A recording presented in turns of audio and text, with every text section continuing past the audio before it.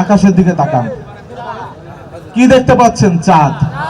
এই চাঁদের মালিক কে? আমরা যে এখানে বসে আছি কার রহমত? এই পৃথিবীর মালিক কে? তাহলে যারা জান্নাত জাহান্নামের টিকিট বিক্রি করে তারা কারা? এই কিছুক্ষণ আগে হুজুর মসজিদের ইমাম সাহেব একটি সূরা তেলাওয়াত করে গিয়েছেন। কেউ কি বলতে পারবেন সূরাটির নাম কি? সূরা কাহাফ। সূরা কাহাফের শেষ 4টি আয়াত হুজুর পড়েছেন। সেখানে আল্লাহ রাব্বুল আলামিন বলছেন যে আমার সাথে কাউকে শরীক করা আমি পছন্দ করি না। পৃথিবীর কোনো বান্দা যদি আমার সাথে সাক্ষাৎ করতে চায় তাহলে আমার ইবাদতে তোমরা অন্য কাউকে শরীক করো না। আপনারা সকলে জানেন পৃথিবীতে দাজ্জালের আবির্ভাব ঘটবে, জানেন না?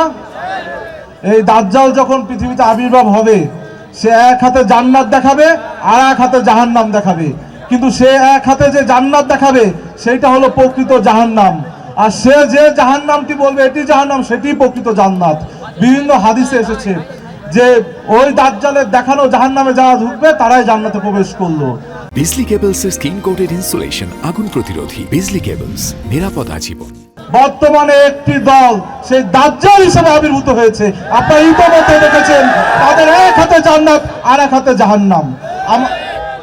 আমাদের ভাই হাতে জান্নাত জাহান্নাম নাই, আমাদের কাছে আছে ভালো কাজের পরামর্শ। আপনাদের কাছে এই জন্য বলতে চাই, দাজ্জালের পাল্লায় পড়া যাবে না।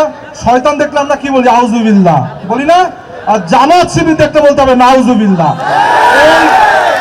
আজকে আমাদের এখানে আপনাদের কুষ্টিয়া 2 আসনের প্রার্থী ব্যারিস্টার রাগিব রউফ চৌধুরী, তার পিতা একসময় এই অঞ্চলে আপনাদের সেবক ছিলেন, সেবা করেছেন, অনেক উন্নয়নের কাজ করেছেন, উন্নতির কাজ করেছেন। তিনি যে শুধু উত্তরাধিকার সূত্রে এখানে বসেছেন ব্যাপারটি এমন নয়, তাকে আমি আরো ভিন্নভাবে চিনি। আপনারা জানেন আইন অঙ্গনের সর্বোচ্চ ডিগ্রির নাম ব্যারিস্টার ডিগ্রি। ঢাকা শহর থেকে অনেক ছেলে আছে, তরুণ সমাজ, যারা ব্যারিস্টারি পড়ে, তাদেরও শিক্ষক কিন্তু ব্যারিস্টার রাগিব রউফ চৌধুরী।